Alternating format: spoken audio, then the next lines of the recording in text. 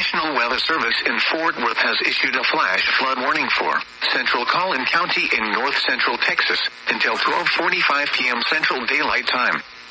At 10:52 a.m. Central Daylight Time, Doppler radar and automated rain gauges indicated thunderstorms producing heavy rain across the warned area.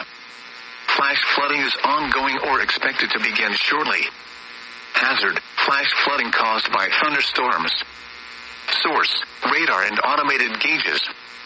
Impact: flooding of small creeks and streams, urban areas, highways, streets, and underpasses, as well as other poor drainage and low-lying areas. Some locations that will experience flash flooding include McKinney, Frisco, Allen, Wiley, Prosper, Fairview, Princeton, Salina, Lucas, Melissa, Lowry Crossing, New Hope, Weston, Branch, and Livon Lake. Turn around.